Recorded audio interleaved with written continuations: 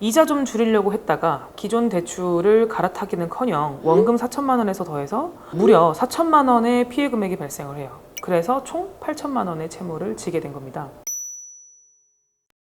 오늘의 의뢰인은 경기도에 거주 중이신 가족들 뒷바라지 하다가 보이스피싱 피해까지 입으신 대학생 아들이 한 명 있는 80년생 어머니이십니다. 80년생인데 대학생 아들이 있으신 거면 일찍 결혼해서 낳으셨네요. 사연을 보면 어릴 때 아버지가 꾸준히 직장 생활을 하지 않으셔서 가정 형편이 좀 어려우셨고, 그래서 본인도 힘든 가정 형편에 보탬이 되려고 특성화 고등학교를 진학한 뒤에 고등학생 때부터 아르바이트를 하면서 사셨다고 하는데, 그리고 좀 일찍 결혼을 하고 아드님을 낳은 뒤에도 남편분과 쭉 맞벌이를 하면서 참 열심히 사신 그런 분입니다. 기존에 이금융권 고금리 대출이 4천만 원이 있으셨는데 그게 이자 감당이 어려워서 저금리 대환대출을 알아보시다가 보이스피싱 사기를 당하셔서 안타깝게도 대출금이 2배로 늘어나셨어요. 현재는 총 8천만 원 정도 채무가 있으십니다. 이분은 이제 소득 활동은 직장 생활을 쭉 하고 계셨는데 올해 5월에 다니시던 곳에서 권고사직을 당하셔서 지금 실업급여를 받는 중이시고, 본인 명의로 된 재산은 따로 없다고 하시네요. 이분이 빚을 지게 되고 그게 늘어난 이유가 참 안타까운데요. 아까 말씀드렸다시피 본인이 어렸을 때 경제적 책임을 다하지 않은 부친 때문에 힘드셨다 보니까 의뢰인분은 정말 책임감 있는 부모가 되고 싶으셨다고 해요. 아드님이 이제 고등학생이 되면서 사교육비 지출이 좀 늘어나기 시작한 거예요. 그래서 생활비가 조금씩 마이너스가 나던 상황에서 부친이 말기암 선고를 받으십니다. 근데 또 이분이 효녀세요. 생활비가 부족한 와중에도 아버님의 입원비, 수술 간병비 책임지시느라 급하게 또 대출을 받으셨거든요. 원금과 이자를 열심히 갚아나가시던 와중에 아드님이 또 지방 대학교에 입학을 하게 되고 등록금, 기숙사비로 생활비 부담이 점점 늘어나니까 얼마나 힘드셨겠어요. 그래서 이분은 진짜 보면 슈퍼우먼이에요. 아드님 뒷바라지 하랴, 아프신 부모님 뒷바라지 하랴. 그 와중에 빚이 너무 대출 이율이 높으니까 저금리 대환대출을 알아보시다가 나쁜 사기꾼 놈들한테 보이스피싱을 당하시게 된 거예요. 여러분, 제가 통대환 받지 말라고 여러 번 제가 강조해서 말씀을 드렸잖아요. 못 보신 분들은 제가 링크를 띄워드릴 테니까 영상 한번 참고를 하시고요. 이거는 대출이 아니고 피싱이에요. 그래서 순식간에 대출금만 늘어나게 되는 거니까 절대 받으시면 안 돼요.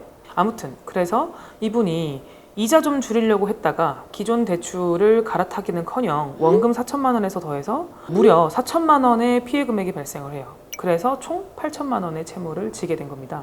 어떻게 우리 이제 회생파산 연구소를 알게 되셨나 이렇게 봤더니 유튜브에 검색을 해서 보시다가 저희 채널이 채무자분들에게 꼭 필요한 정보를 주는 걸 느끼셨다고 해요. 그래서 이서영 변호사님께 꼭 도움을 받고 싶어서 사연도 보내게 되었습니다 라고 하시네요. 우리 구독자님과 같은 막막한 채무자분들께 제가 꼭 필요한 정보를 전달해드리기 위해서 노력했던 마음이 닿았던 것 같습니다. 감사합니다. 지금 가장 궁금한 게 뭐냐고 여쭤봤더니 아주 실용적인 질문을 해주셨어요. 개인회생은 소득이 있어야 신청 가능한 걸로 알고 있는데 제가 무직이지만 실업급여를 받고 있거든요. 이걸로 개인회생 신청이 가능한가요? 라고 물어보셨어요. 자, 여러분 어떻게 생각하세요? 될 것 같아요? 실업급여를 받고 있으니까 일단 급여는 있는 거고 최저 생계비만 넘으면 되니까 신청할 수도 있을 것 같다는 생각이 들지 않으세요? 정답은 X입니다. 실업급여만 받고 있는 상태에서는 신청이 어려워요. 왜냐면은 실업급여는 단기적으로 받는 급여지 그거를 몇 년간 계속 받는 건 아니잖아요. 그래서 지금은 일단 개인회생과 개인파산을 둘 다 후보에 놓고 취업 계획이 있으시다면 열심히 취업 준비를 하셔서 일을 시작하시면 바로 개인회생을 시작하실 수가 있고요.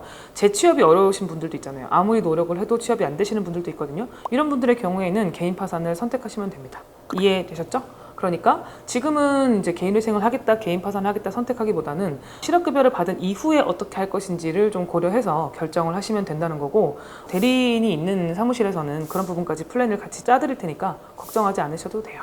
새로운 삶이 시작된다면 어떤 걸 가장 하고 싶으시냐라고 여쭤보니 지금보다 더 열심히 성실하게 생활하고 채무 고민 없이 마음 편하게 푹 자보고 싶습니다 라고 하셨어요.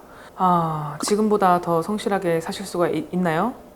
누구나 어려울 때 대출이란 제도의 도움을 받을 수가 있는 거고 또 그걸 약속한 대로 꼬박꼬박 갚아나기만 하면 문제가 없는 건데 참 이렇게 착하고 성실한 분의 뒤통수를 친 그 사기꾼 놈 때문에 결국 이렇게 개인회생, 개인 파산까지 다다르신 우리 구독자님들, 이렇게 예상치 못한 이슈로 대출이 늘어나게 되신 분들 정말 많으신데요. 저희가 책임지고 가장 최적의 루트를 찾아드릴 테니까요. 사연도 많이 보내주시고 따뜻한 응원도 부탁드릴게요. 오늘의 사연은 여기까지입니다. 이서영 변호사가 직접 진단해드리는 회생파산 진단을 받고 싶으신 분들은 고정 댓글 참고하셔서 사연 신청해주시면 됩니다. 시청해주셔서 감사합니다.